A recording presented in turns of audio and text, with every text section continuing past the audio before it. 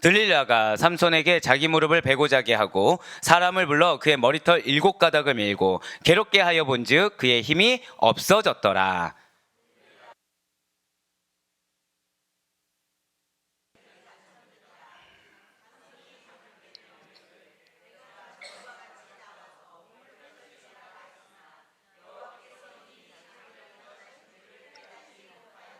함께요.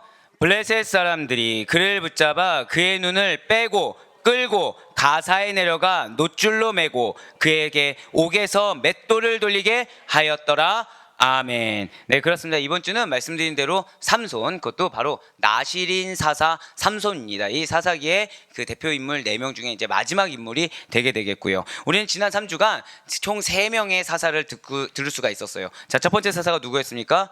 드보라, 제4대 사사였던 드보라입니다. 자, 그 다음 기도는 몇 대 사사였죠? 5대, 그쵸, 5대 사사였습니다. 그 다음에 입다는 몇 대 사사였습니까? 야, 감사해요. 이게, 그러니까 여러분들은 제 예상을 다 깨십니다. 저는 솔직히 5대 사사를 맞추고 8대 사사를 못 맞출 줄 알았는데, 오히려 5대는, 이러시다가 8대는 자신있게 복습을 하신 여러분들이셨네요. 자, 8대 사사였던 입다까지를 통해서 은혜 받는 귀한 시간을 가질 수가 있었어요. 그리고 오늘은 사사기에서의 마지막 사사인 12대 사사. 자, 삼손이 몇 대라고요?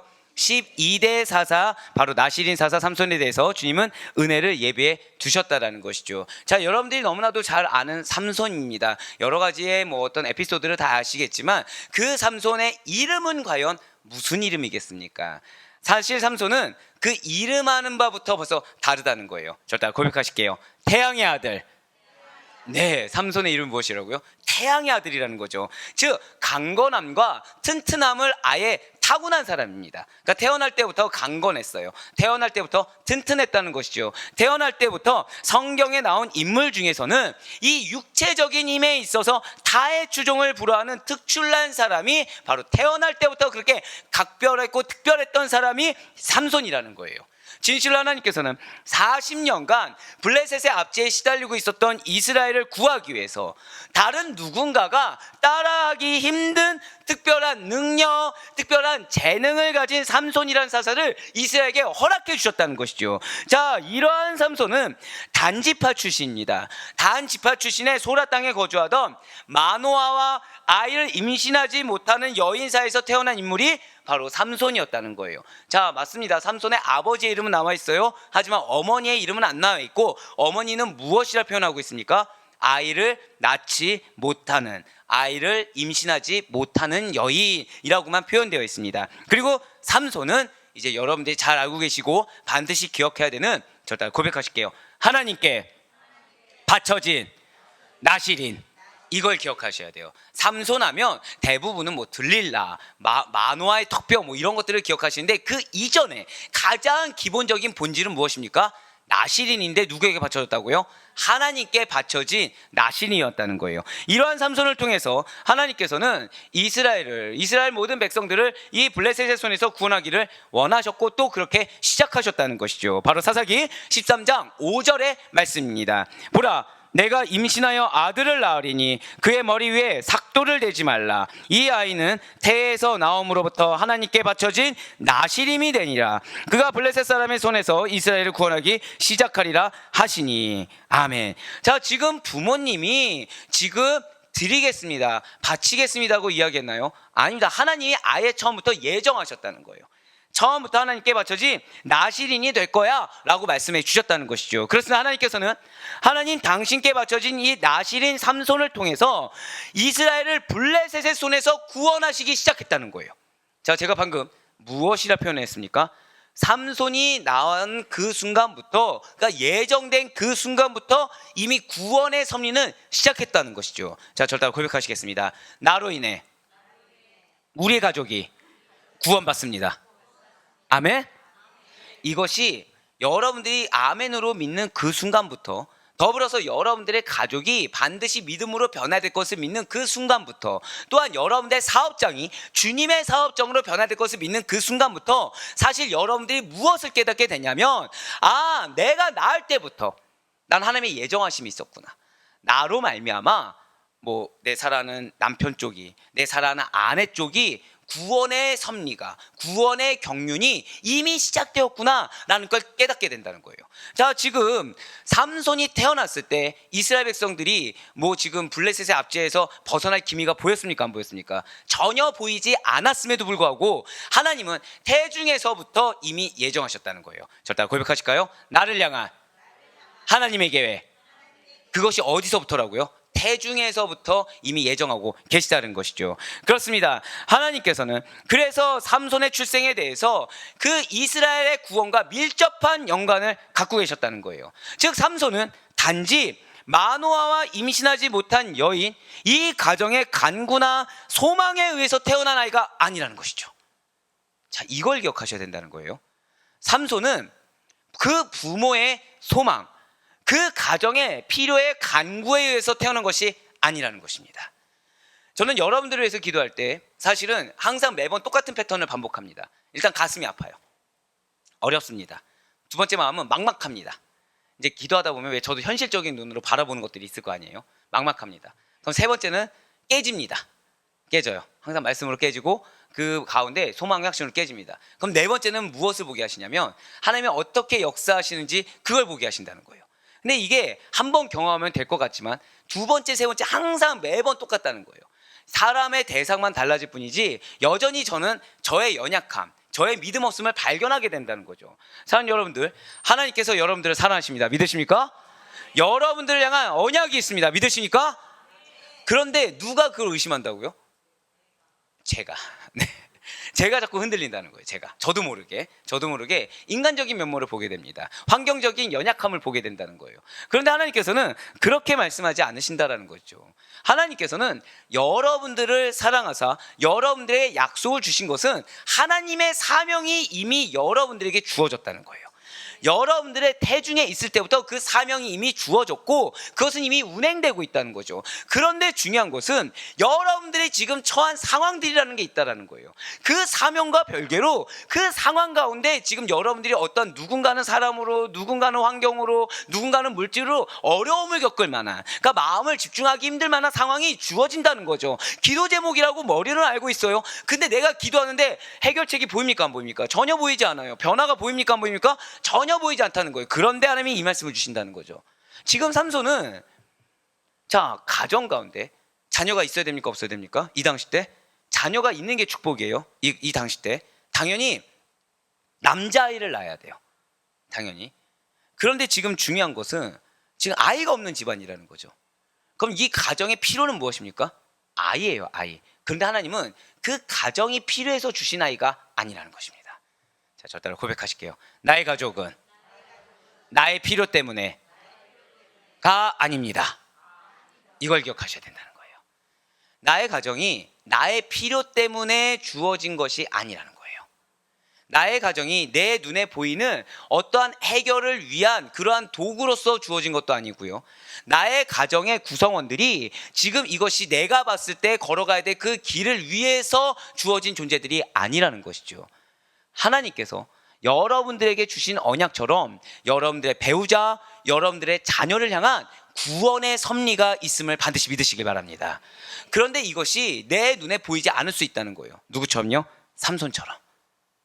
자, 여러분들 삼손 하면은 어떤 이미지가 생각나십니까? 힘, 강하다. 또 뭐가 생각나십니까? 네? 머리, 장발. 또 뭐가 생각나시죠? 네? 연자맷돌. 예. 양육의 필요성을 또다시 느끼네요. 이 중에 단 한 명도 그 허랑방탕한 세월, 뭐 이렇게 방종한 거 하나도 얘기 안 하시고 다 뭐만 얘기하세요? 힘, 파워. 이게 다 이 심리학적으로 뭘 증거하는지 아십니까? 여러분들의 환경에 그 강력한 힘, 지금 현실에 따라 만족하지 못하고 누군가 강력한 힘으로 개선되길 원하는 바로 그 니즈. 주여, 큰일 났네요 지금. 자, 다시 한 번 더요. 하나님이 여러분과 함께 하십니다. 믿으십니까? 하나님이 가장 강력한 능력이라는 사실을 믿으시길 바라겠습니다. 예, 맞아요. 우리가 근데 삼손을 바라보면 지금 이제 나오겠지만 삼손 가운데 신실함이란 없어요. 하지 말란 것만 기가 막히게 합니다. 그런데 지금 삼손은 태중에서부터 누구의 계획 가운데 있었다고요? 하나님의 계획 가운데.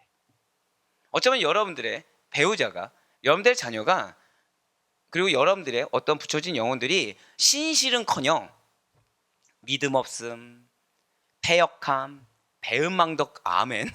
아멘.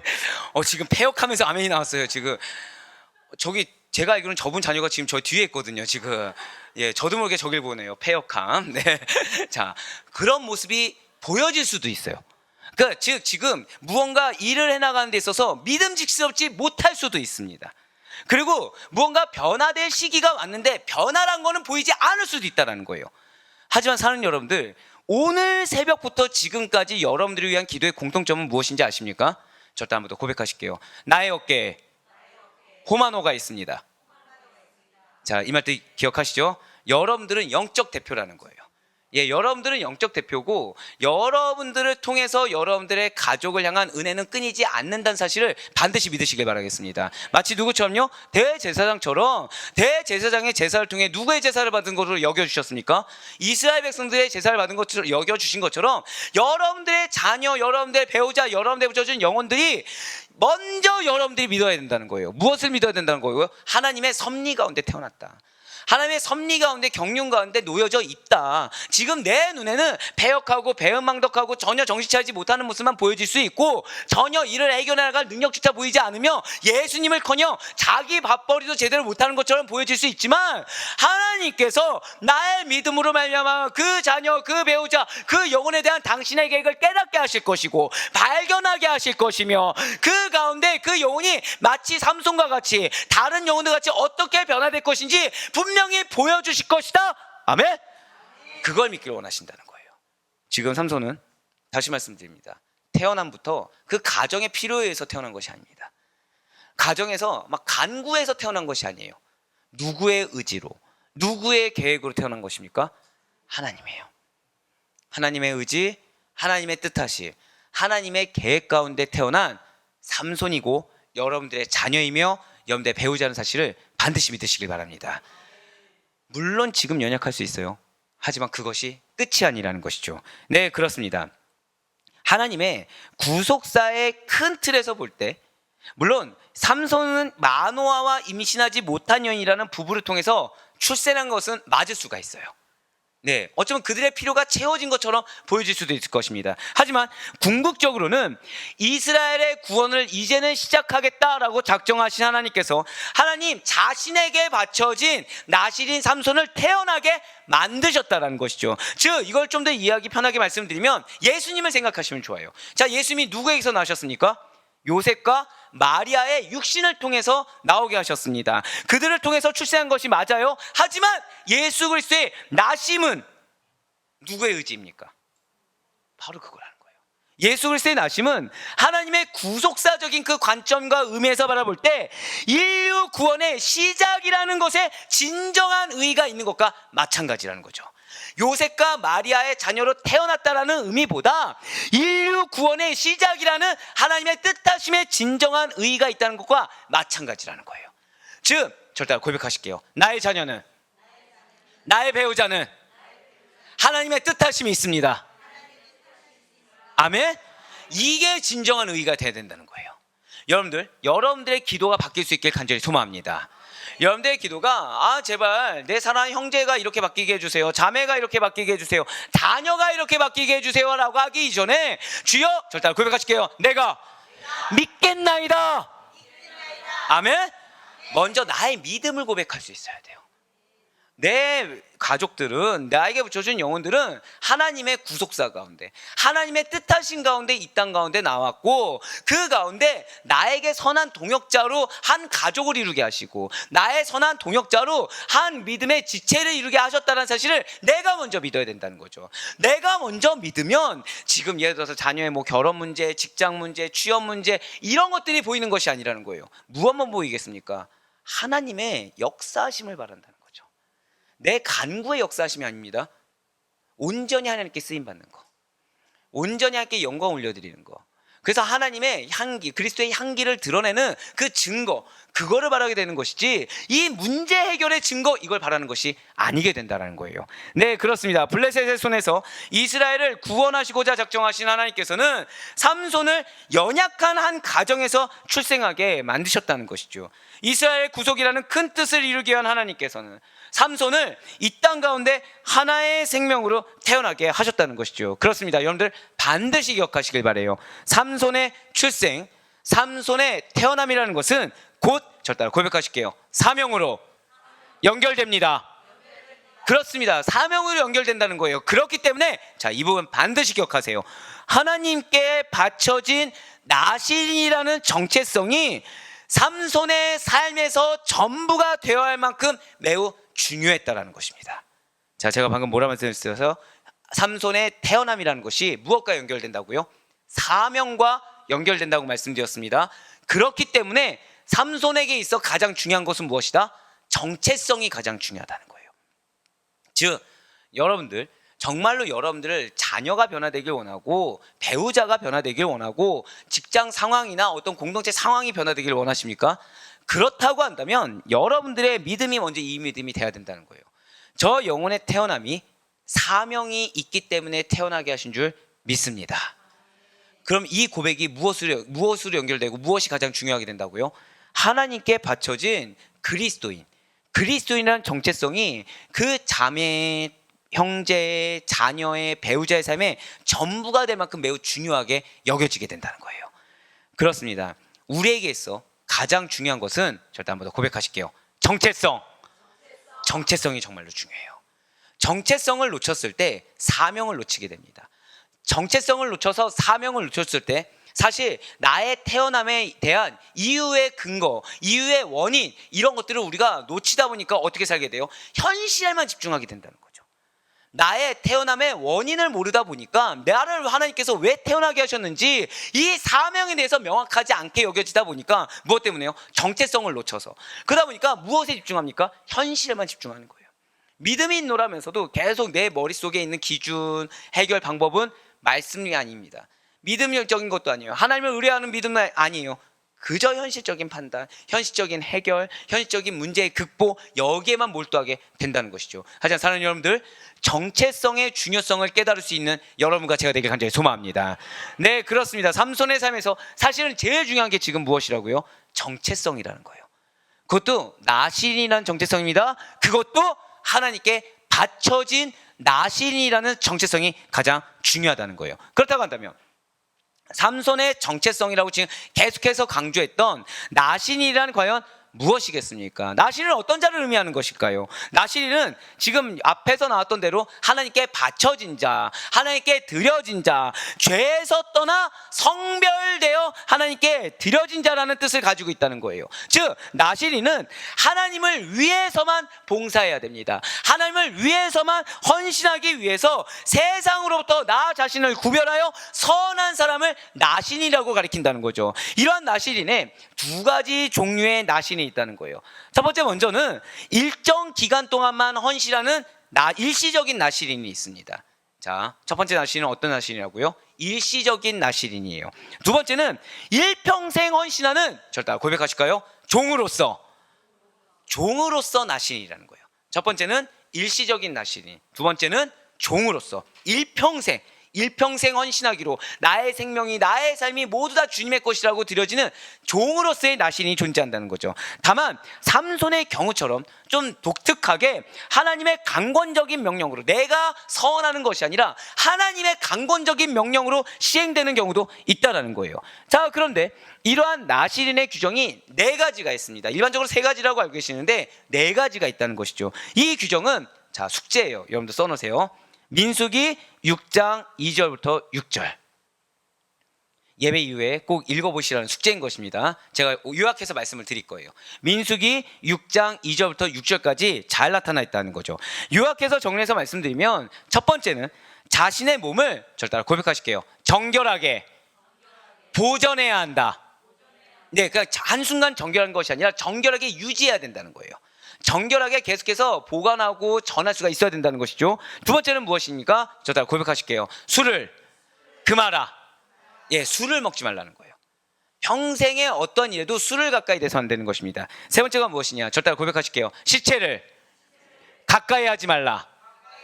네, 시체를 가까이 하지 않는 것입니다. 마지막 네 번째는 무엇입니까? 여러분들 잘 알고 있는 것처럼 삭도를 대지 말라는 거예요. 삭도를 대지 말라는 것입니다. 그러니까 여러분들 이 민수기 6장 2절부터 6절까지의 말씀을 꼭 한번 읽어보시면 좋을 것 같아요. 자, 이러한 나실인 규정은 사사기에도 나와요. 예, 사사기에는 총 3가지가 기록되어 있다는 거죠. 자, 지금 민수기에는 몇 가지가 기록되어 있어요? 4가지가 기록되어 있는데 사사기에는 3가지가 기록되어 있다는 것입니다. 자, 사사기 13장 4절과 5절 상반절까지를 한번 보도록 하겠습니다.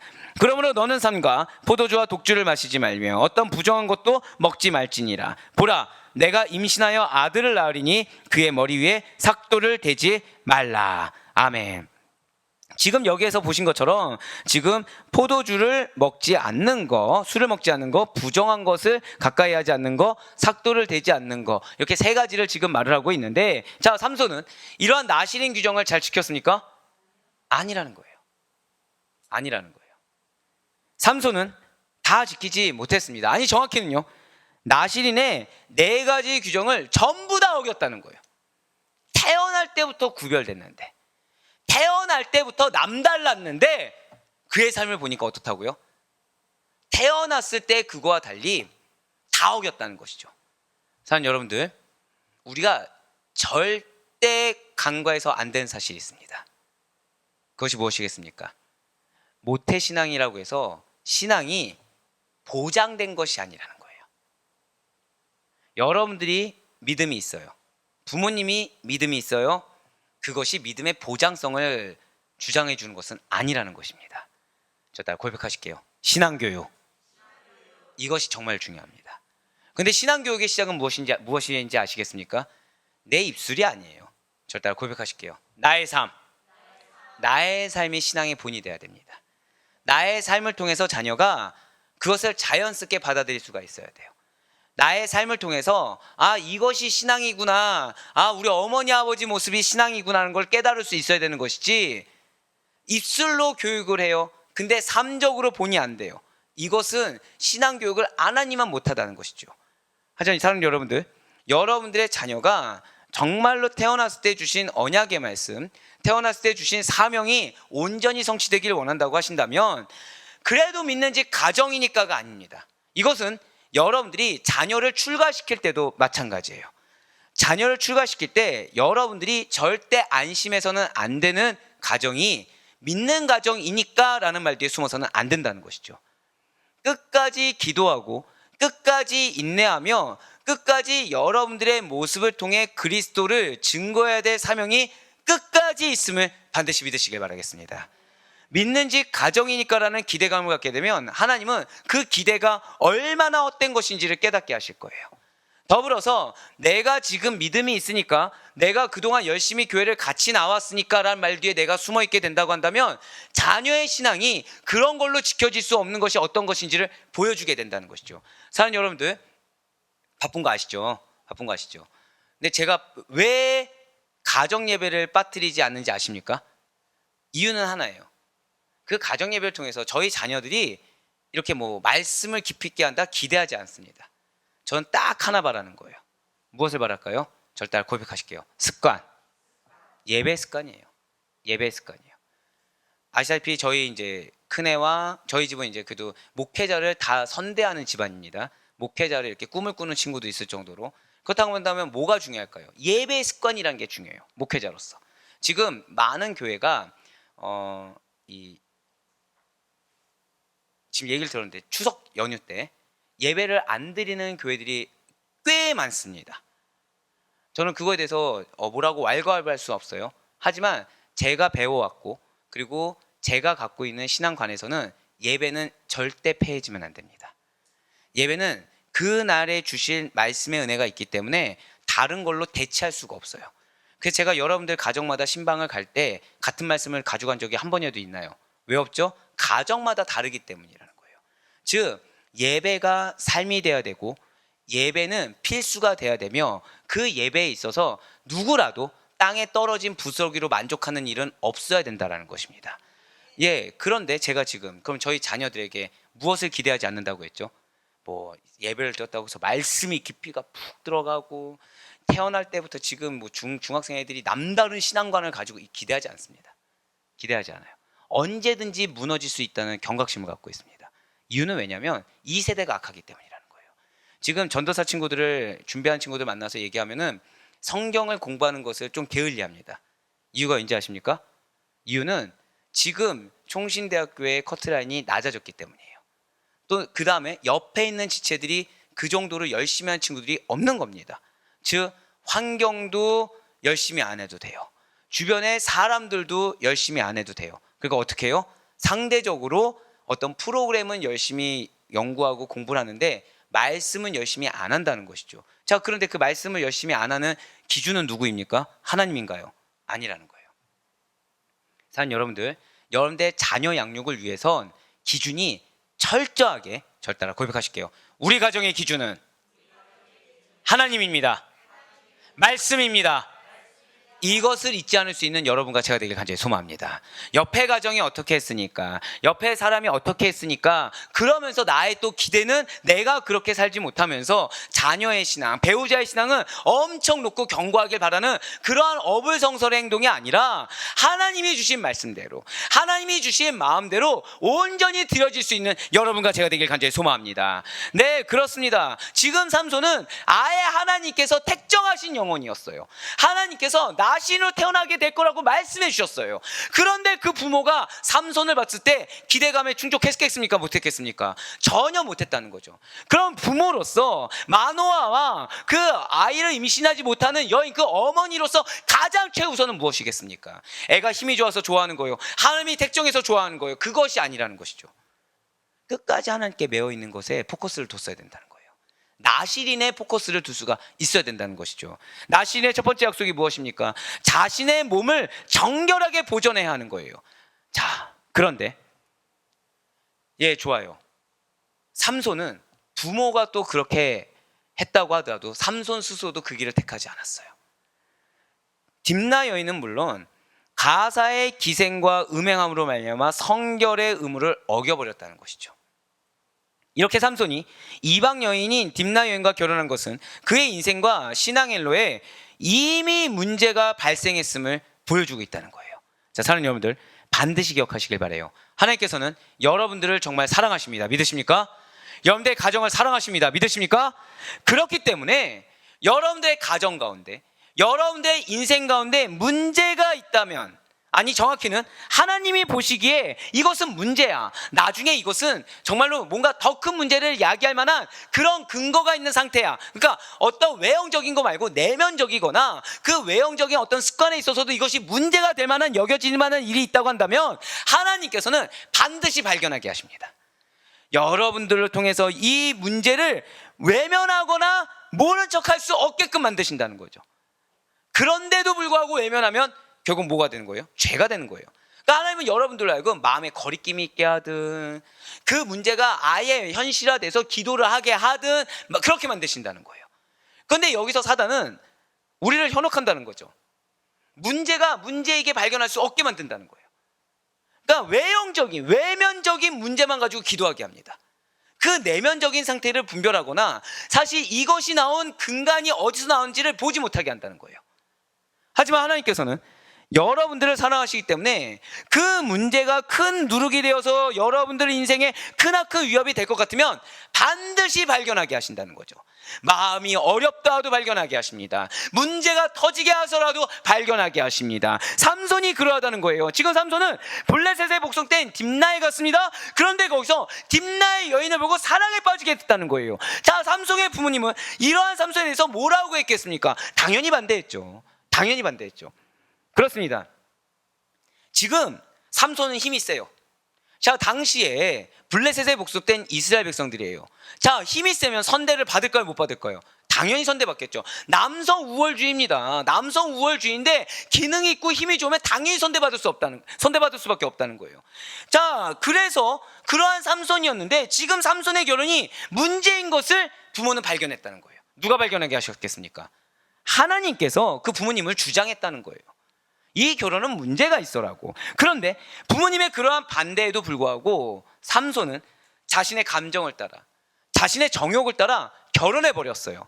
이스라엘의 사사임에도 불구하고, 아니 그 이전에 나실임에도 불구하고, 하나님께서 명하신 나실임에도 불구하고 이방 여인을 취하게 했다는 것이죠. 사랑하는 여러분들, 반드시 기억하시기 바랍니다. 문제를 발견하게 했을 때, 그것이 왠지 아닌 것 같은 마음의 거리낌이 있을 때, 또는 그 문제에 대해서 들어서 내 마음에 거부감이 들게 하셨을 때, 그것이 문제임을 인정하고 속히 자기를 부인하고 돌이킬 수 있는 여러분과 제가 될 수 있게 간절히 소망합니다. 그리스도인들은요, 잘 기억하셔야 돼요. 하나님께서 정하신 테두리 안에서만이, 순종할 때만이 은혜와 축복을 경험할 수 있게 만들어진 하나님의 백성입니다. 그리스도인이 누구라고요? 하나님의 테두리 안에 있어야만 축복을 받을 수 있어요. 하나님께서 정하신 대로 하는 것만이 은혜와 축복을 받을 수 있다는 거죠. 즉 하나님께서 여러분들이 만약에 연단받게 하셨습니다. 여러분들 마음이 썩어 문드러져서 근데 내 입술을 어떻게 드러낼 수 없고 기도밖에 할 수 없게 만들었어요. 근데 그것이 하나님이 말씀하신 거라고 한다면 그 눈물은 축복의 눈물이 된다는 것입니다. 그런데 하나님께서 그렇게 말씀하셨는데 난 눈물 흘리기 싫은 거예요. 나는 억울해 죽겠는 거예요. 그래서 항변하고 대항하고 거기를 피해버렸어요. 그게 저주라는 거예요. 그게 저주라는 거예요. 우리의 은혜와 축복은, 저 따라 고백하실게요, 오직 하나님 안에서.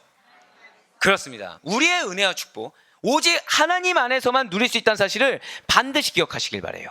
그러니까 여러분들이 지금 어떤 가정 가운데, 직장 가운데, 삶 가운데, 환경 가운데 문제가 있으십니까? 그렇다고 한다면 반드시 여러분들 기도하셔야 될 것은, 제일 먼저 기도해야 될 것은, 저 따라 고백하실게요, 나의 정체성을 회복시켜 주시옵소서. 자, 한 번 더요. 내가 오직 주님 안에만 거하게 하소서. 이걸 기도하셔야 된다는 거예요. 우리의 감정, 우리의 정욕에 은혜가 있는 것이 아니라는 거죠. 그러니까 나의 생각, 나의 자존심, 어떤 나의 기대, 여기에 은혜가 있는 것이 아니라는 것입니다. 자, 그런데 삼손은 좋아한다, 사랑한다, 이방 여인 내가 책임져 줄게, 걱정하지 마, 나만 믿고 따라가. 즉 눈에 보기에, 그리고 그 마음의 직성에 풀리기 위해서, 그 좋은 정욕에 이끌려서 나실인 규정을 어기면서까지 이방 여인과 결혼을 벌였다는 거예요. 자, 세상적으로 한번 볼까요? 신분 차이가 있는 거예요. 로미오와 줄리엣 같은 거죠. 절대 맞이해서는 안 되는 겁니다. 근데 그 남자가 그 여자를 책임지겠다는 거예요. 어떠한 반대가 있어도 내 마음에 너를 향한 사랑이 있으니까 내가 책임져 줄게, 내가 끝까지 너를 결혼해서 우리 신분을 한번 극복해보자. 어떻게 들리십니까? 세상적으로는요, 너무 멋진 남자인 거죠. 너무 멋진 남자인 겁니다. 한 여자를 책임지는, 신분을 극복하고 이방 여인이니까 당연히 유대 사회에서, 이스라엘 백성들 사이에서는 인정도 못 받는 그 여자를 내 눈에 들어왔다고, 내가 사랑한다고, 내가 좋아한다고 끝까지 부모의 반대도 무릅쓰고 내가 책임지는 그 남자, 세상적으로는요 너무 멋진 거죠. 하지만 하나님 안에서는 제일 어리석은 거였습니다. 하나님의 뜻을 분별하지 않았기 때문에 감정적으로 내 행동에 정당성을 부여했다는 거예요. 제가 방금 뭐라 표현드렸습니까? 저 따라 고백하실게요. 감정적으로 죄악된 행동에 정당성을 부여하지 말라. 이걸 기억하셔야 돼요. 감정적으로 나의 행동이 죄악임에도 불구하고, 나의 선택과 결정이 죄악임에도 불구하고 여기에 정당성을 부여해서는 안 된다는 것이죠. 사사기 14장 3절 말씀 한번 보시길 바라요. 그의 부모가 그에게 이르되 내 형제들의 딸들 중에서나 내 백성 중에 어찌 여자가 없어서 내가 할례 받지 아니한 블레셋 사람에게 가서 아내를 맞으려 하느냐 하니, 삼손이 그의 아버지에게 이르되 내가 그 여자를 좋아하오니 나를 위하여 그 여자를 데려오소서 하니라. 아멘. 지금 삼손이 아버지에게 뭐라 얘기했어요? 데려오는 이유 뭐라고 얘기했죠? 내가 좋아한다. 내가 좋아하는데 왜 나한테 뭐라고 하냐? 가서 데리고 와라. 이러고 있는 거예요. 지금 신앙교육이 된 겁니까? 안 된 겁니까? 전혀 안 된 거죠. 사실은 전혀 안 된 거죠. 삼손이 봤을 때, 성경에는 기록되어 있지 않지만 지금 그 아버지가 하나님께서 보내주신 부모로 인정이 된 겁니까? 안 된 겁니까? 권위가 있는 겁니까? 없는 겁니까? 아니라는 거예요. 아니라는 거예요. 사랑하는 여러분들, 저는 여러분들이 부모로서, 배우자로서의 권위가 있길 간절히 소망합니다. 근데 그러기 위해서 여러분들에서 기도하는 것은 여러분들이 철저하게 자기 부인되길 저는 바라요.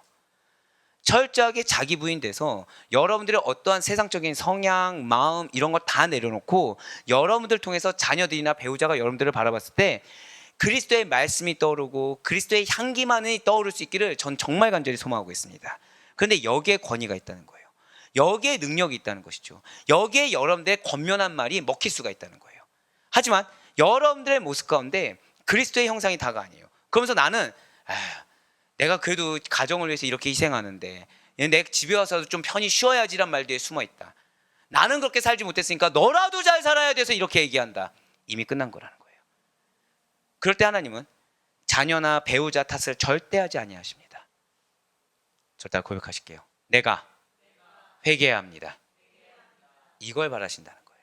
내가 회개해서 다른 누군가 타인이 아니라 내 사랑하는 가족들에게 먼저 본이 되기를 원하시고 계시다는 것이죠. 그렇습니다. 지금 삼손은 지금 아버지를 인정하지 않았어요. 부모님을 인정하지 않았어요. 하나님이 보내주신 나의 부모님인 줄 인정하지 않았어요. 근데 그 원인은 누구에게 있다고요? 죄송하지만 신앙교육, 가정에 있다는 것입니다. 삼손은 하나님이 금하신 이방 여인과의 결혼을 위해서 나신의 정결 유지 규정을 결국에는 스스로 파기해버렸어요. 삼손은 결혼식에서 수수께끼를 내고 형상금을 겁니다. 블레셋 사람들이 며칠이라도 삼손이 낸 수수께끼를 풀지 못하니까 삼손의 아내를 협박했다는 거예요. 삼손의 아내인 딥나 여인은 삼손을 그래서 조르고 졸라서 수수께끼에 답을 얻어냈습니다. 자, 그러니까 삼손은 원래는 블레셋 사람들을 공경에 몰아넣고자 했어요. 자, 왜죠? 지금 블레셋 사람들이 어떤 입장이에요? 이스라엘을 압제하고 있었다고 말씀드렸잖아요. 그러니까 한마디로 갑이었죠. 그리고 이스라엘 백성들 의리고. 그러니까 삼손 그때 자기가 힘이 좋잖아요. 공동체는 연약해도 자기는 힘이 좋으니까 그게 만족했겠습니까? 당연히 만족할 수 없으니까 그들을 어떻게든 골탕 먹이고 자기 아래에 두려는 이런 공명심이 있었을 거예요. 그런데 그거를 깨트려 버렸다는 거죠. 자기 아내가 절대로 풀지 못할 수수께끼를 내서 블레셋 사람들을 공경에 몰아넣으려던 자기의 계획이, 자기의 발 아래에 두려던 그 계획이 수포로 돌아가게 되니까 진노하게 됐다는 것입니다. 그래서 블레셋 성읍인 아스글론에 가서 30명을 죽여요. 그들에게 빼앗은 노략물을 수수께끼를 푼 자들에게 주었다는 거죠. 아, 그래 너희 풀었어? 그래 내가 너희 동족 죽인 거 가지고 내가 해줄게. 딱 그래버렸다는 거예요. 그제서야 화가 풀었습니다. 그제서가 화가 풀린 삼손이 이제 딥나 여인 자기 아내의 집에 가서 화해하기 위해서 갔습니다. 아내가 뭐 하고 있겠습니까? 이미 딥나 여인은 없었어요. 집에. 블레셋 사람에게 출가해 버렸다는 거죠. 자, 지금 삼손이 너가 어떻게 남의 말을 듣고 나를 골탕 먹이냐고 하지 않았습니다. 그 아내를 자기 딴에는 지킨다고, 아내를 보호한다고, 그래서 자기 화난 것도 가정폭력으로 가지 않고 외부에다 행사했어요. 들어왔을 때 아내가 어떻게 됐다고요? 다른 남자에게 가버렸어요. 분명 좋아했습니다. 분명 내가 좋아한다고 부모에게 항변할 정도였어요. 내가 사랑했어요. 나시린의 정결유지 규정까지 이스라엘 백성들의 편견 어린 눈까지 극복해가면서 파괴하면서 택한 사랑의 말로가 그 감정에 순수하게 이끌리고 따랐던 결과가 어떻게 되었습니까? 아름답습니까? 아주 선합니까? 보기 좋아 보이나요? 오히려 더 큰 죄악의 결과에 더해서 배신을 당했다는 거예요. 세상이 이러합니다. 세상이 이러하다는 거예요.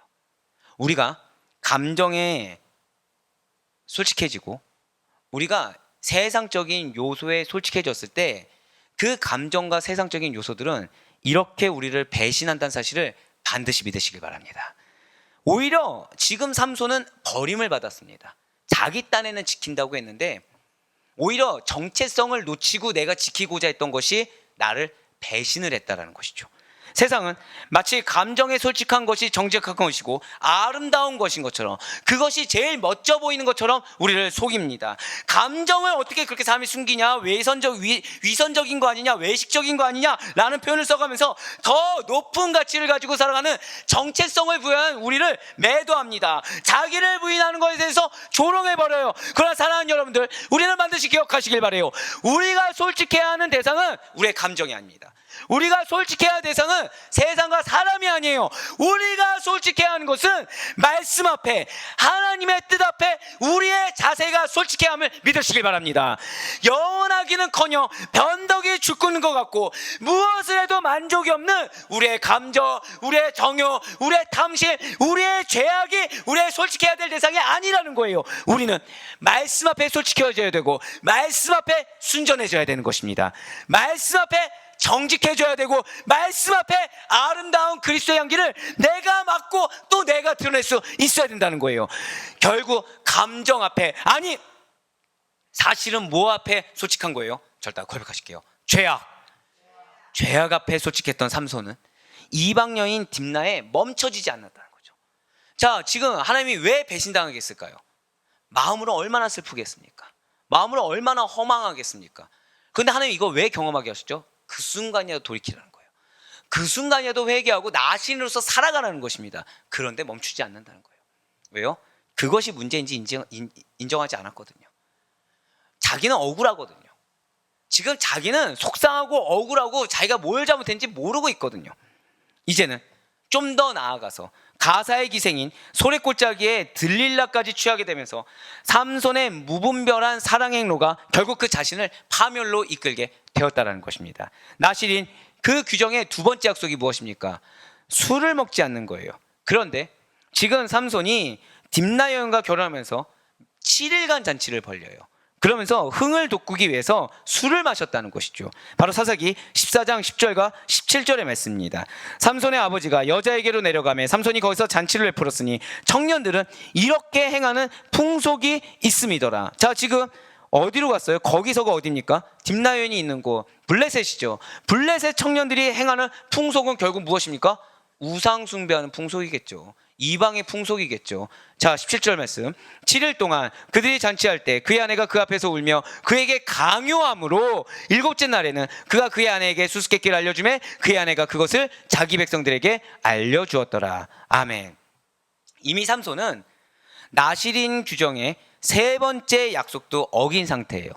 자, 시체를 가까이 하면 안 되죠. 그건 스스로가 부정하지 않도록 주의해야 됩니다. 그런데 딥나 여인과 결혼하러 가면서 어린 사자를 맨손을 죽이고 얼마 후에 사자 시체를 가까이 함으로 말미암아 삼손은 세 번째 약속까지도 어겨버렸다는 거예요. 지금 한 여인으로 인해서 서운한 몇 가지를 어겼습니까? 세 가지를 어겼다는 거예요. 한 가지 그 정욕 때문에 세 가지 약속을 어겼다는 거죠. 자기를 부인하지 않고 인정하지 않은 그 하나 때문에 주변에서 너 그거 문제야 라고 얘기한 것을 듣지 않음으로 말미암아 서운한 거 세 가지를, 축복을 세 가지를 자기가 저버렸다는 거예요. 하나님의 능력을 받은 그 통로를 세 가지를 저버렸다는 것입니다. 그런데 이렇게 네 가지 서운 중에 세 가지를 어겼지만 남은 한 가지 약속, 곧 삭도를 대지 말라라는 서운은 지키고 있었어요. 머리는 대지 않았다는 거죠. 그런데 그 순간에 돌이키지 않아서, 배신당했을 때 돌이키지 않아서, 내가 배신당한 거, 나의 억울함에 도취돼서 그 화를 풀어보고자 다른 기행을 행하다가 이 서원마저 들릴라의 유혹에 의해서 넘어가 파괴하고 말게 됐다는 것이죠. 사사기 16장 19절과 20절 말씀입니다. 들릴라가 삼손에게 자기 무릎을 베고자 하게 하고 사람을 불러 그의 머리털 7가닥을 밀고 괴롭게 하여 본즉 그의 힘이 없어졌더라. 들릴라가 이르되 삼손이여 블레셋 사람이 당신에게 들이닥쳤느니라 하니 삼손이 잠을 깨며 이르기를 내가 전과 같이 나가서 몸을 떨치리라 하였으나 여호와께서 이미 자기를 떠나신 줄을 깨닫지 못하였더라. 아멘. 자, 지금 다른 색으로 표시한 20절 후반절 한번 보시길 바라요. 지금 하나님이 삼손은 지금 하나님의 영이 자기를 떠난 것을 알지 못했습니다. 이게 가장 안타까운 일이에요.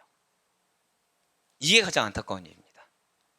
사실 삼손에게는 다른 어떠한 일꾼들보다도요, 하나님의 영이 풍성하게 역사했습니다. 사사기에는 삼손에게 여호와의 영이 임했던 사건이 4번씩이나 나온다는 것이죠. 가장 먼저는 사사기 13장 24절로 25절의 말씀입니다. 그 여인이 아들을 낳으매 그의 이름을 삼손이라 하니라. 그 아이가 자라매 여호와께서 그에게 복을 주시더니 소라와 에스다올 사이 마하네단에서 여호와의 영이 그를 움직이기 시작하셨더라. 자, 지금 아이였던 삼손에게 성령님께서 임했다는 거예요. 아이였던 삼손에게 여호와의 영이 임해서 그를 움직일 수 있는 동력이 되어주셨다는 것이죠. 자, 두 번째는 무엇입니까? 사사기 14장 6절의 말씀입니다. 여호와의 영이 삼손에게 강하게 임하니 그가 손에 아무것도 없이 그 사자를 염소 새끼를 찢는 것 같이 찢었으나 그는 자기가 행한 일을 부모에게 알리지 아니하였더라. 아멘. 지금 자라나고 있는 삼손에게 또 여호와의 영이 임했어요. 그래서 그를 욕망하게 해서 사자를 이기겠다는 거죠. 그런데 지금 삼손은 어떻게 했습니까? 부모에게 알리지 않았어요. 부모에게 숨겼습니다. 세 번째는 사사기 14장 19절의 말씀입니다. 여호와의 영이 삼손에게 갑자기 임하심에 삼손이 아스글론에 내려가서 그곳 사람 30명을 쳐 죽이고 노략하여 수수께끼 푼 자들에게 옷을 주고 심히 노하여 그의 아버지의 집으로 올라갔고. 자, 분명 여호와의 영이 갑자기 임했어요. 왜 임했겠습니까? 깨닫게 하신 거예요. 분명히 깨달음으로 지혜의 영으로 임했는데 삼손은 그에 대해서 회개하지 않았습니다. 여호와의 영이 갑자기 임한 다음에 무엇을 했습니까? 분풀이를 했어요. 지혜를 주셨더니 분풀이용으로 사용했습니다. 하나님의 영이 임했는데 그것을 분노의 도구로 악용해버렸다는 거예요. 살해를 해버렸다는 것이죠. 사랑하는 여러분들, 반드시 기억하시길 바라요. 하나님께서 여러분들에게 능력을 주십니다. 믿으십니까?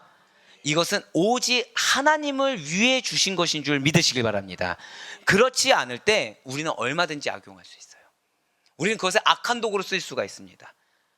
하나님의 슬픔이 될 수가 있다는 것이죠. 마지막 네 번째로 사사기 15장 14절의 말씀입니다. 삼손이 레이의 이름에 블레셋 사람들이 그에게로 마주 나가며 소리 지를 때 여호와의 영이 삼손에게 갑자기 임하심에 그의 팔 위에 밧줄이 불탄 삼과 같이 그의 결박되었던 손에서 떨어진지라. 아멘. 그렇습니다. 여호와의 영, 곧 성령님께서 삼손이 이 세 줄을 끊고 블레셋 사람들을 쳐부술 수 있을 정도로 능력으로 임해 주셨다는 거예요. 만일 하나님의 영이 임하지 않았다고 한다면 삼손은 결코 수천 명의 블레셋 사람들을 무찌를 수가 없었을 것입니다.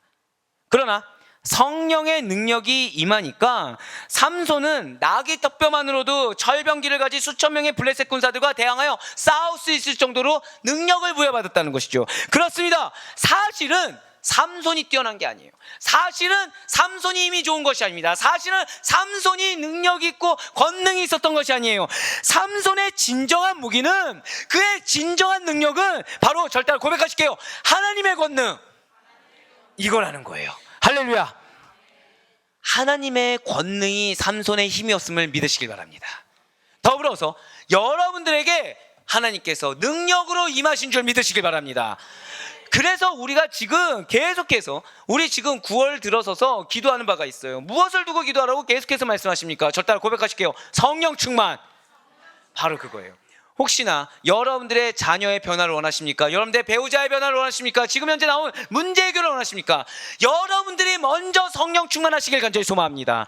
여러분들이 먼저 성령 충만하여 삼손처럼 지혜의 영이 임했는데도 불구하고 성령이보다 내 감정이 앞서서, 내 자존심이 앞서서, 내 상황이 앞서서 성령님이 주신 능력, 성령님이 주신 언행을 악행으로 돌변하게 하는 것이 아니라 성령 충만하여서 하나님의 권능이라는 사실을 믿음으로 인정하여 나를 부인하고 온전히 그리스도의 향기만 드러낼 수 있는 먼저 된 여러분과 제가 되길 간절히 소망합니다. 그 다음에 자녀들을 위해서 기도하셔야 되는 거예요. 그 다음에 배우자를 위해서 기도하시는 겁니다.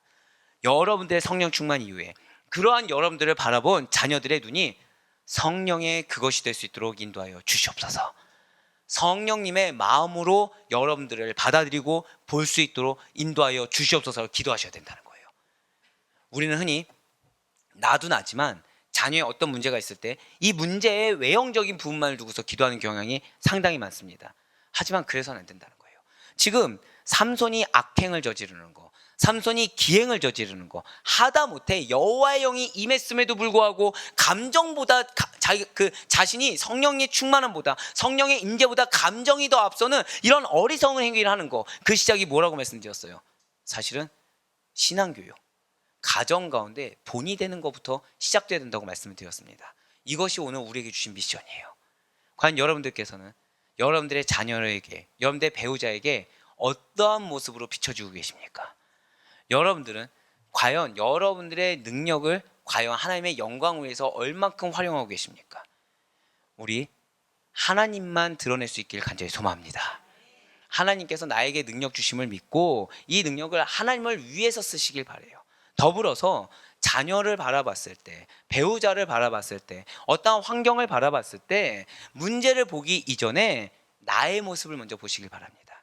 나의 모습이 그 영혼에게, 지금 영혼이라 표현 드렸어요, 영혼에게 그리스도의 형상으로 보여지는지, 아니면 여전히 연약한 나의 아내, 남편, 어머니, 아버지로 보여지는지 그것을 분별해 보시길 바랍니다. 네, 그렇습니다. 삼손은 지금 자신에게 주신 능력이 하나님의 권능이라는 사실을 잊고 있어요. 왜요? 정체성을 놓쳤기 때문에. 정체성을 놓쳤기 때문에. 자, 여러분들, 오늘 메시지에서 가장 본질은 정체성입니다.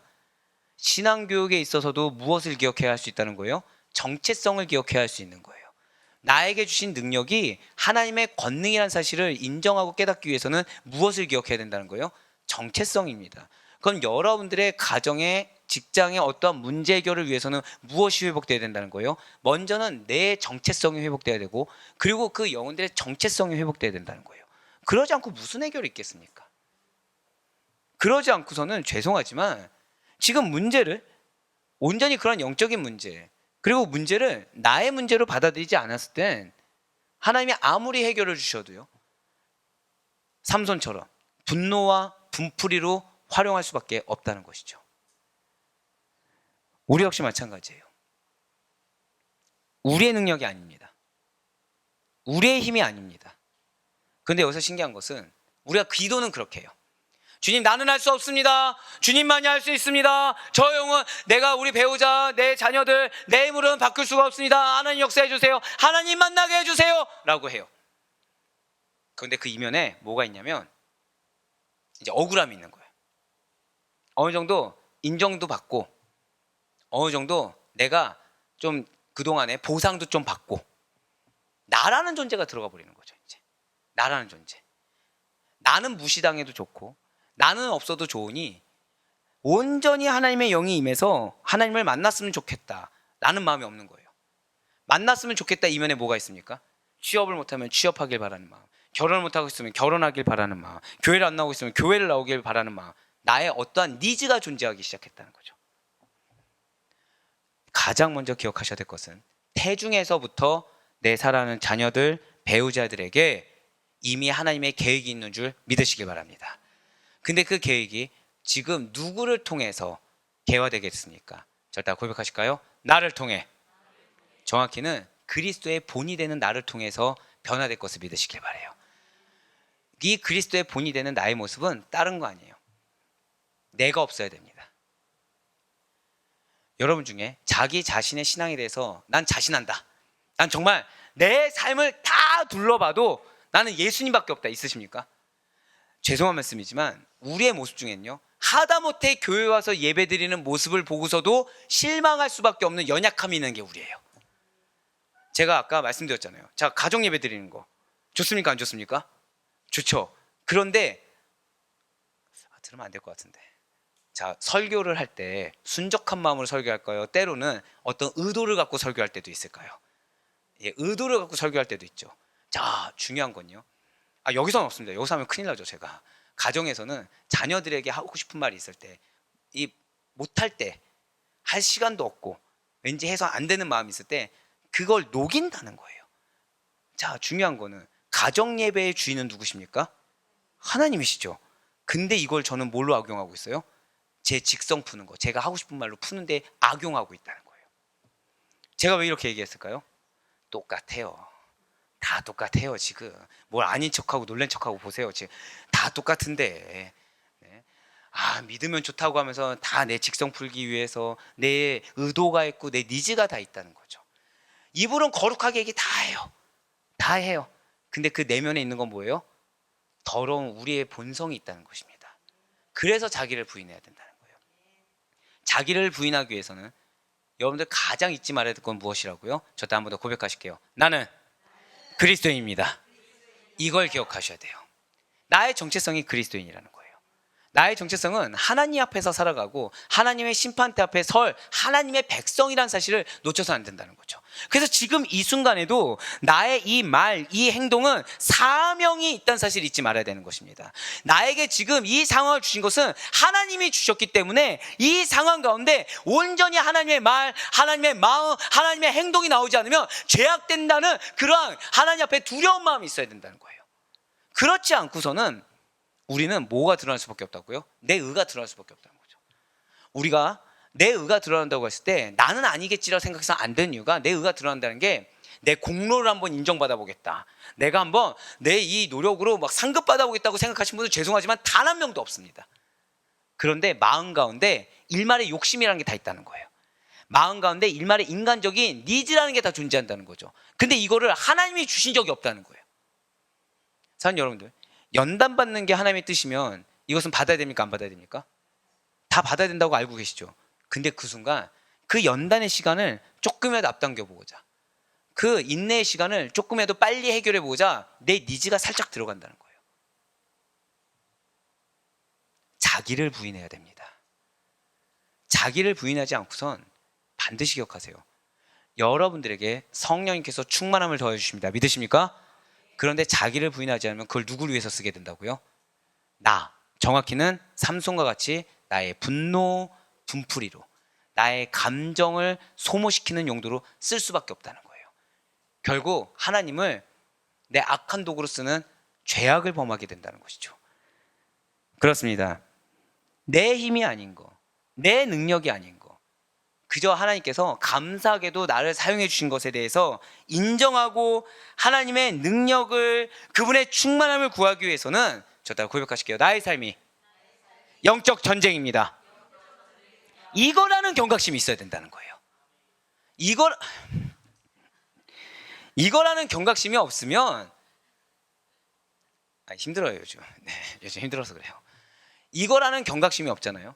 그러면 내 의가 드러납니다. 그러니까 나는 정답을 얘기해요.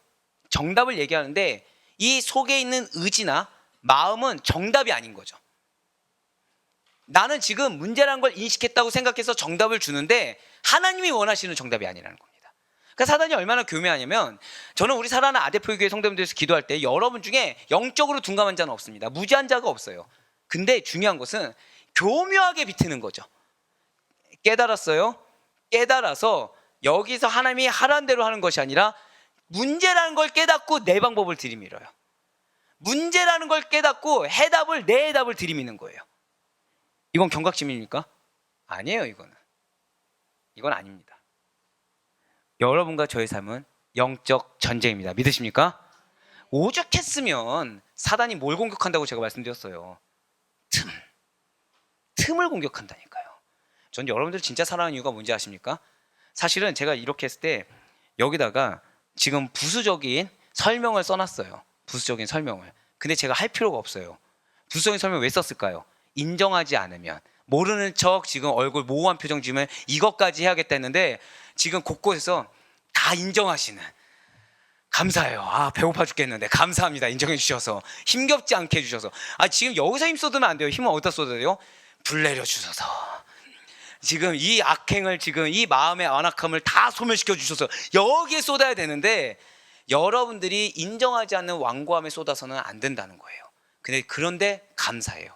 인정해 주셔서 감사합니다. 맞습니다. 여러분들 성령 충만함을 주셨어요. 여러분들에게 능력 주셨어요. 여러분들에게 비전을 주셨고 그걸 돌이킨 적은 한 번도 없으세요. 그런데 자꾸 악용한다는 거죠.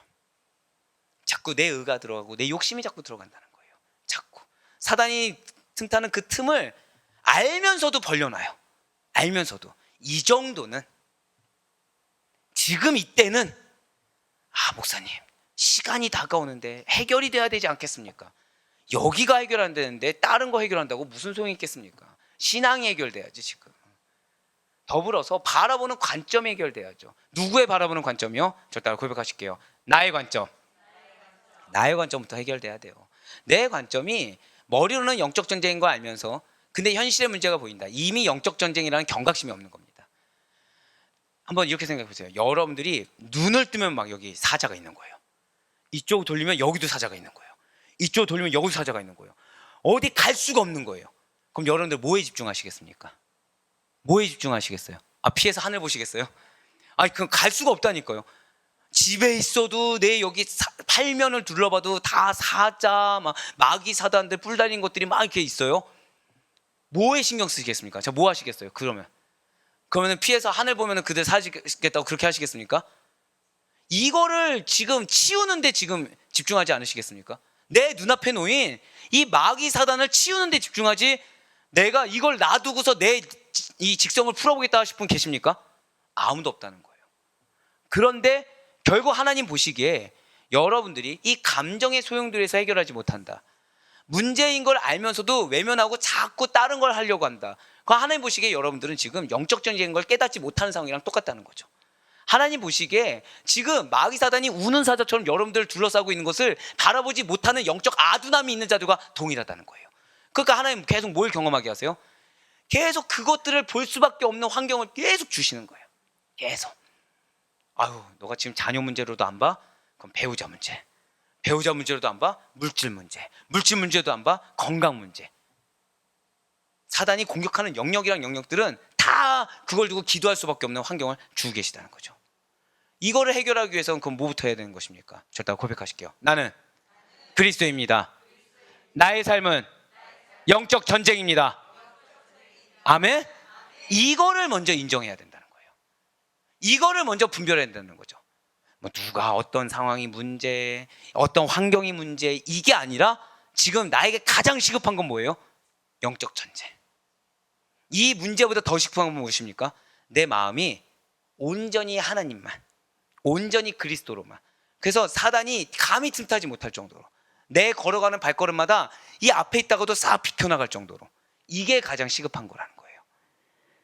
진실로 우리를 힘들게 하는 대적자와의 전투가 영적인 전쟁이라는 사실 깨닫고, 여러분과 저의 싸움은 나 자신의 능력, 나 자신의 감정, 나 자신의 기대, 나 자신의 생각으로 하는 것이 아니라, 한 번 더 저따라 고백하실게요.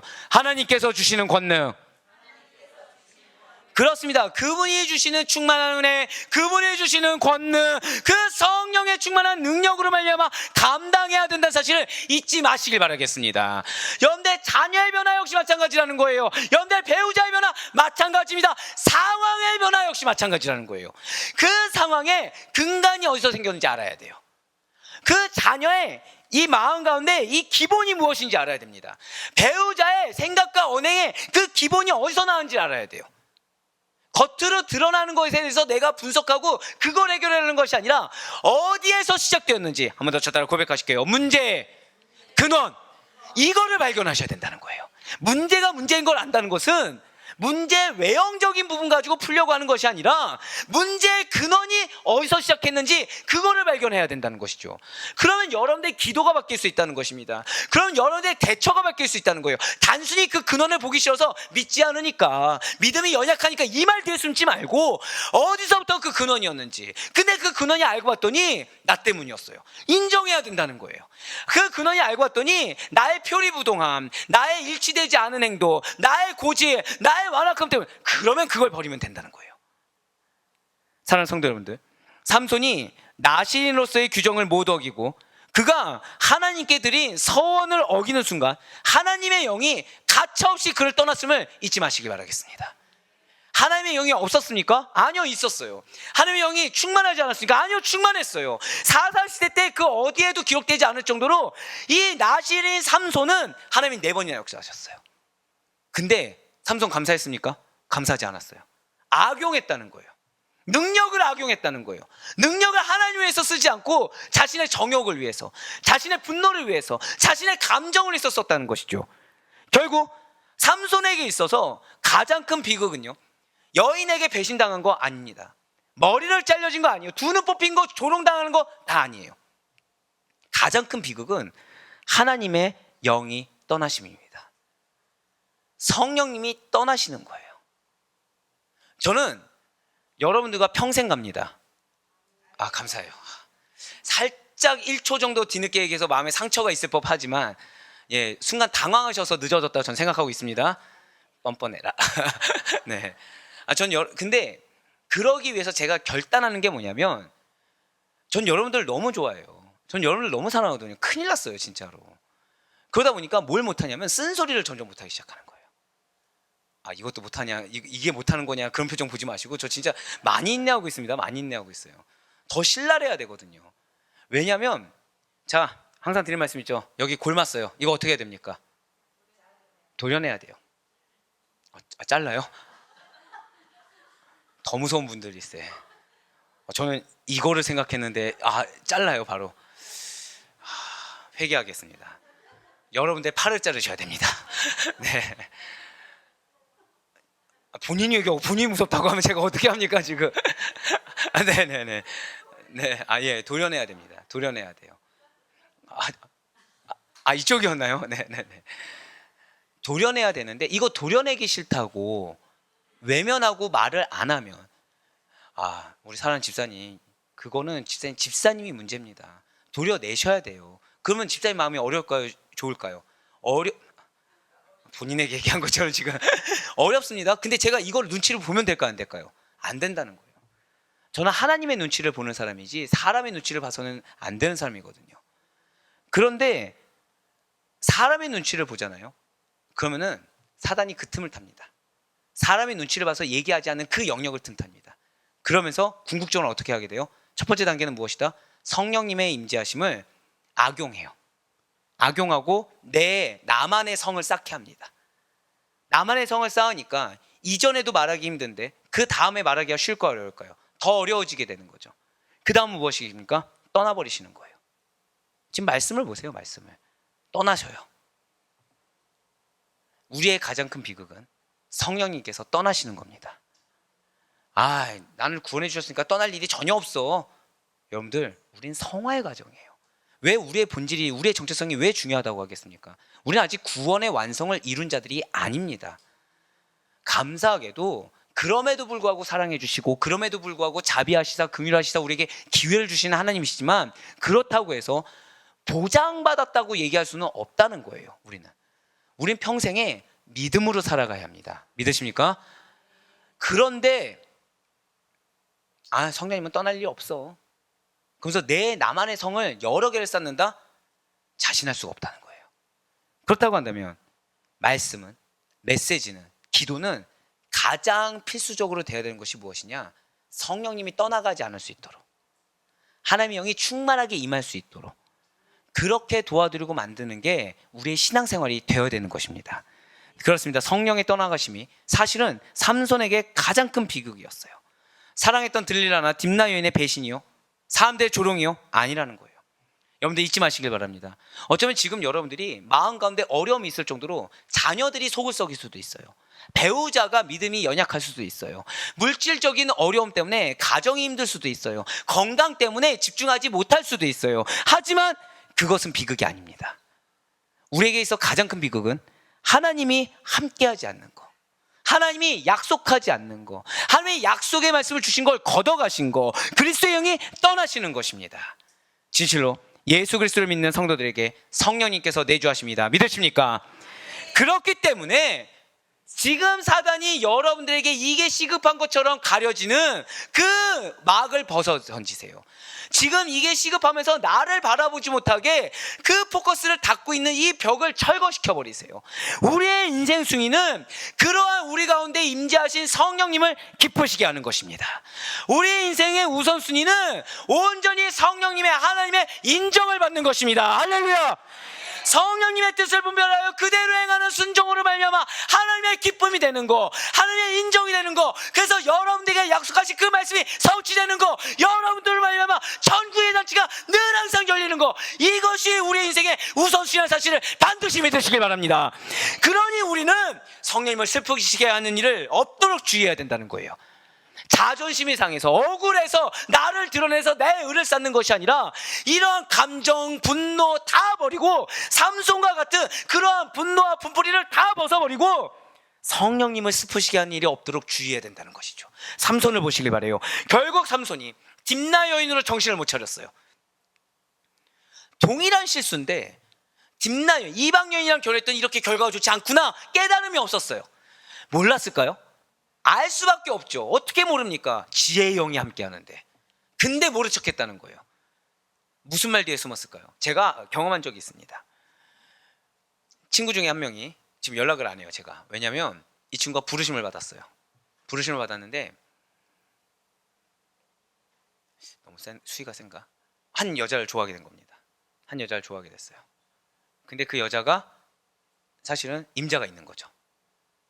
자, 근데 중요한 거는 부르심을 받은 자입니다. 좋아하면 됩니까? 안 됩니까? 안 돼요. 무엇을 선택했을까요? 학교를 그만뒀어요. 자, 그러면 그분하고 좋은 결과가 있을까요? 없어요. 없어요. 끊었습니다.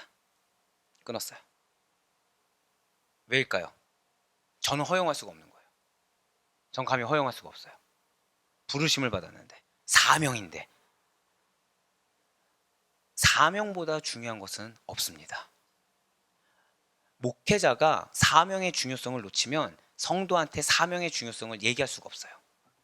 목회자가 결단의 중요성을 이렇게 스스로 갖지 못하면 그 결단의 중요성을 성도에게 얘기할 수가 없습니다. 그런데 제 주변에 그런 영혼이 그랬다는 걸 알면서 제가 옆에 두고 있다. 그럼 제가 여러분들한테 얘기할 수 있겠습니까? 얘기할 수 없다는 거죠. 삼손 보세요. 정신을 못 차리는 거예요. 그럼 그 친구는 다시 돌이켰을까요? 아닙니다. 지금까지 안 다녀요. 지금까지 술을 마십니다. 맨날 그 외로움을 달래기 위해서 다른 세상의 길로 빠져버렸어요. 극과 극인 거죠. 너무 안타깝습니다. 여러분들, 동일한 실수를 범하는 자들에 대해서 스스로가 경각심을 가질 수 있길 간절히 소망합니다. 어떻게 지금 삼손 보세요. 딥나 여인을 통해서 이러한 자신의 배신도 당하고 억울한 일이 당해지고 그런 분노와 불평에 따른 결과가 선하지가 않았는데 결국 삼손이 또 행한 곳은 어디예요? 이방 여인 들릴라라는 거죠. 결국 그 들릴라와의 불의한 사랑과 그 유혹에 빠져서 딥나 여인과의 관계에서 주시는 하나님의 뜻을 인정하지 못하고 분별하지 못하여 회개하지 않음으로 말미암아 결국에 단 하나 남은 삭도서원까지 파괴해버렸어요. 더 큰 문제는 이렇게 삭도서원을 파괴하고도 이것이 문제인지도 모른 채 여전히 하나님께서 나와 함께 하실 거라고 착각했다는 거예요. 그렇습니다. 삼손은 하나님의 영이 떠남을 깨닫지 못할 정도로 영적으로 무뎌져 버렸습니다. 당연한 줄 알았어요. 나에게 능력 주시고 날 선대하고 나와 함께하는 걸 당연하게 여겼다는 거죠. 여러분들, 제가 뭘 두려워하는지 아시죠? 제가 왜 이렇게 치열하게 사는지 아시죠? 이유는 하나입니다. 걷어가실까 봐. 이게 두려운 거예요. 하다못해 왜 제가 새벽에 한 번 지각을 했잖아요. 두려웠다니까요. 이 게으름이 성도님들에게 실족이 되고 저에게 주신 기도의 어떤 영역을 하나님 걷어가실까 봐 회개를 했습니다. 그때 귀 닫았던 게 뭐예요? 목사님 피곤하니까 그럴 수 있죠. 인간의 말을 듣는 겁니다. 인간의 말을. 왜요? 영적 무감각이야말로 삼손의 불행이고 비극이며 여러분과 저의 가장 큰 비극입니다. 혹시나 여러분들 지금 내 상황 가운데 이것이 하나님이 영적으로 나에게 무엇을 주신지 모르고 계십니까? 또는 왠지 직감적으로 아는데 이걸 모른 척하고 싶어서 모호하게 포장하고 계십니까? 지금 내가 가장 문제구나 라고 인정하시며 빨리 돌이키실 수 있길 간절히 소망합니다. 우리 중에 단 한 명도 삼손과 같이 되지 않기를 저는 바라요. 얼마나 안타깝습니까? 늘 내주하시는 성령님과 친밀한 교제를 나눌 수 있는 축복을 버리고 영적으로 무뎌져서 자신에게 떠났는지조차 모르고 있다는 거예요. 오늘 삼손을 기억하시길 바라요. 그는 정체성을 상실했습니다. 정체성을 상실했고 그래서 파멸의 길에서 애통하는 삶으로 귀결될 수밖에 없는 여정을 스스로가 밟아갔습니다. 물론 삼손은 다른 어떤 사사들보다 뛰어난 힘을 가진 용사였어요. 수많은 블레셋 사람들을 무찔렀던 것은 맞습니다. 하지만 리더잖아요. 리더죠. 사사니까 리더죠. 그의 신앙적이고 도덕적인 삶의 내용은 어떻습니까? 실망스럽다 못해서 가장 기피해야 될 삶의 태도 1순위라는 거예요. 우리의 모습은 어떻습니까? 여러분들의 신앙의 태도는 어떻습니까? 근데 여기에 더해서 도덕적인 태도, 삶의 책무적인 태도는 어떠십니까? 우리는 죄송하지만 남들보다 더 열심히 살아야 됩니다. 우리는 내가 더 열심히 살고 성실히 살면서 누가 알아주는 것을 원해서는 안 됩니다. 사람이 알아주잖아요. 제가 어떤 분에게 그런 얘기 들었어요. 목사님, 저 칭찬하지 마세요. 전 상급 뺏기기 싫습니다. 아, 감동이 됐어요. 아, 축복이 있을지어다. 우리는 하나님의 인정을 받아야 돼요. 이 땅 가운데 삶은요, 천국을 위한 삶입니다. 믿으십니까? 천국에서의 상급을 위한 삶이지, 이 땅 가운데 내 욕구가 채워지고 내 직성이 풀리면 내가 인정받는 삶이 아니라는 거예요. 그렇기 때문에 우리는 늘 항상 경각심을 가져야 됩니다. 나의 신앙의 태도는 과연 내 가족에게 어떤 모습일지, 나의 도덕적인 삶의 태도는 내 가족에게 어떤 모습일지, 나의 삶의 책무적인 생활적인 태도의 모습은 가족들에게 어떤 모습일지 늘 항상 분별해야 돼요. 제가 부모님들을 신방하면 항상 제 앞에서 드러내는 모습은 신앙적인 태도의 모습을 이야기하곤 합니다. 하지만 저는 죄송하지만 그 얘기를 별로 듣지 않아요. 누구 얘기를 들을까요? 가족들의 얘기를 듣습니다. 그럼 제 기도 제목은 정해지게 되는 거예요. 가족들이 한 얘기를 토대로 기도 제목을 가집니다. 네, 이제 또 우리 목사님과 내 자녀는 연결시키지 말아야겠다. 내 자녀와 통화하지 말게 해야겠다. 배우자와 통화를 금해하게 해야겠다. 이러지 마시고, 그러면은 왜 제가 먼저 기도할까요? 또 자녀나 배우자가 얘기하는 얘기가 편협할 수가 있거든요. 기도하면서 보는 겁니다. 근데 보다가 문제가 생기면 어떻게 해요? 그때는 얘기를 해요. 빨리 돌이키라고. 지금 제가 이 얘기하니까 여러분들 눈을 못 맞추시겠어요. 혹시 이게 내 얘기인가? 혹시 내 배우자인가? 또 가정에 불화를 줄까봐 차마 눈을 못 맞추고, 제 얼굴을 볼게요. 잘생겼다. 네. 자, 지금 삼손은 인생 말미에 자신의 목숨을 하나님께 드렸어요. 그러한 신앙적이고 도덕적인 삶의 내용에 귀결됐을 때 그 결과를 결국에는 받아들였습니다. 그래서 블레셋 사람들 수천 명과 함께 주는 장렬한 최후를 맞이하게 되었음을 여러분들 기억하시길 바라요. 대체 어떻게 하면 이런 일들이 일어날 수가 있는 것입니까?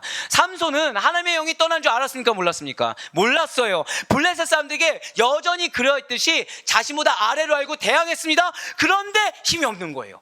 블레셋 사람들에게 체포됐습니다. 자, 블레셋 사람들 대항했을 때 머리에 지금 머리가 있었어요, 없었어요? 없었잖아요. 삭도를 내버렸죠. 그런데 자신이 나시린이었다는 정체성조차 놓친 거예요. 삭도를 내지 말라, 나시린이었기 때문에 하나님이 능력 주셨다는 것을 잊어버렸다는 거죠. 교만했어요. 내 능력으로 알았어요. 대항했습니다. 세상이 굴복할 수밖에 없었어요. 그래서 블레셋 사람들에게 체포돼서 두 눈을 뽑혀버렸습니다. 짐승처럼 맷돌을 돌리며 사람들의 조롱 소리를 듣는 비참한 노예로 전락해버렸다는 거예요. 바로 사사기 16장 21절의 말씀입니다. 블레셋 사람들이 그를 붙잡아 그의 눈을 빼고 끌고 가사에 내려가 노줄로 매고 그에게 옥에서 맷돌을 돌리게 하였더라. 아멘. 교만의 결과가 무엇입니까? 저 따라 고백하실게요. 교만의 결과는 세상의 노예입니다. 이거예요. 이거 기억하세요. 교만의 결과는요, 세상적으로 내가 노예와 같이 조롱당하고 핍박당하고 무시당할 수밖에 없습니다. 그렇게 포로가 됐던 삼손은 블레셋 사람들에게 굴욕을 당했어요. 눈이 뽑혔습니다.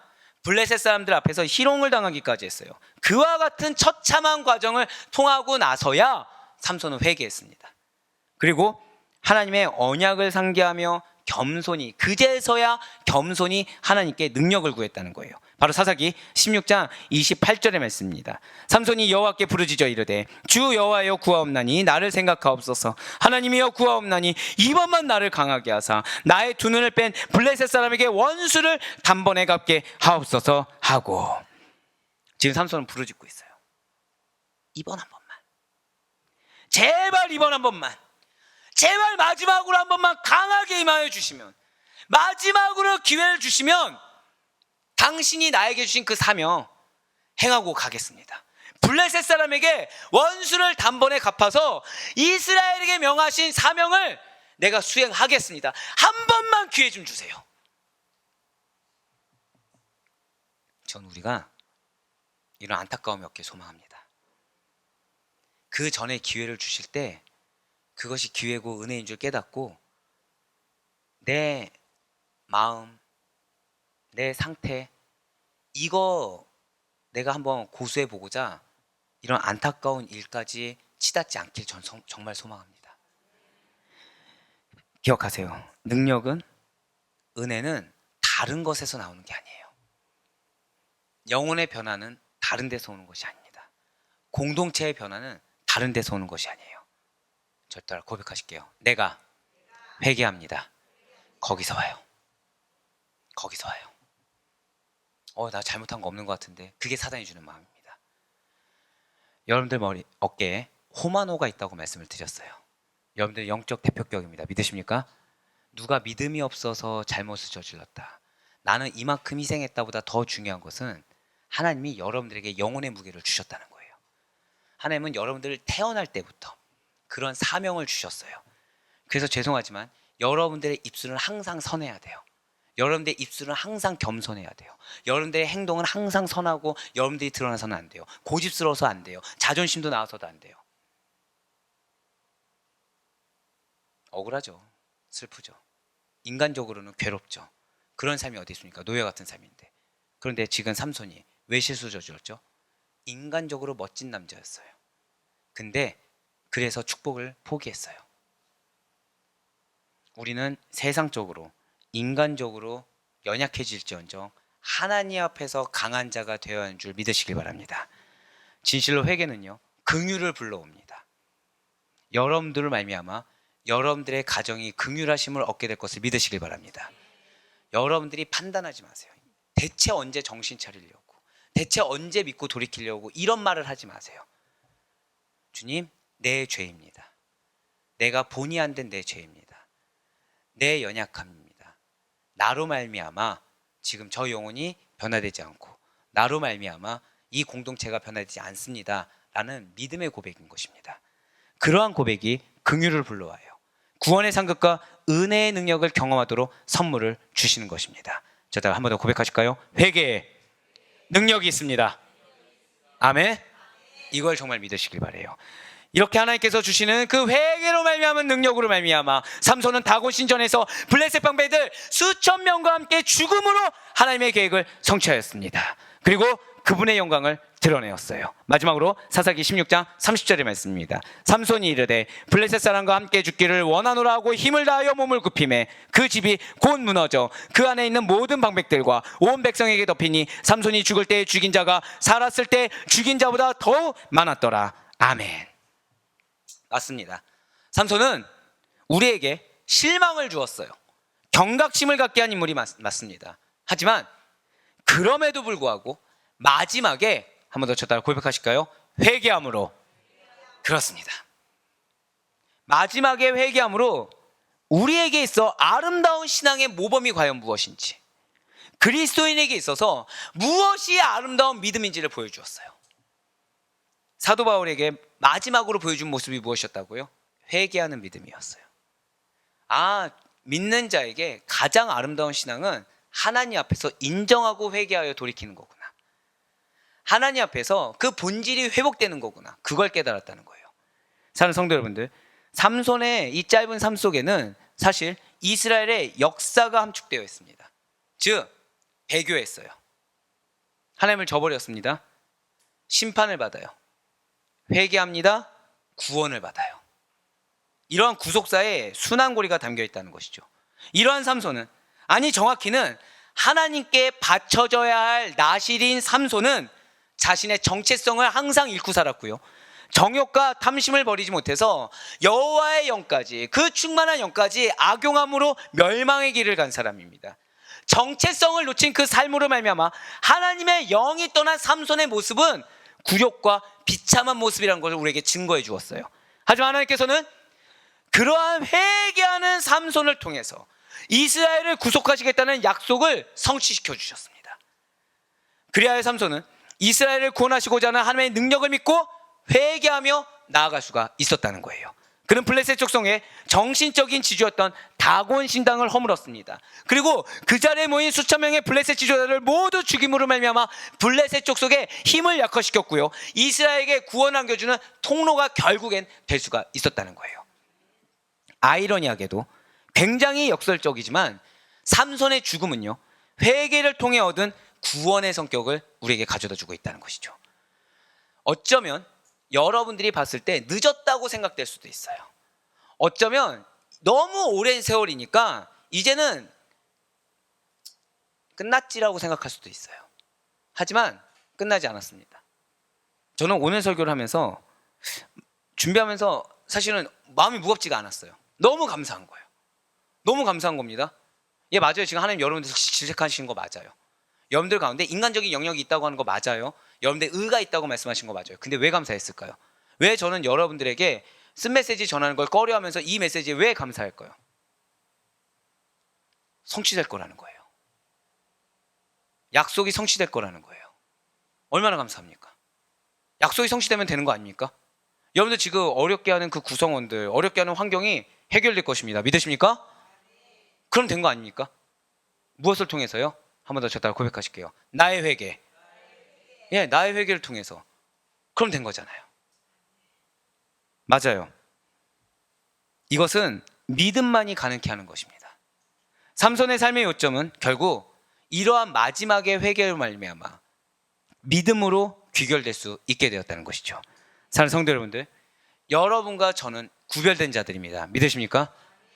옆에 있는 지체들이 어떠한 믿음 생활을 하냐는 중요하지 않아요.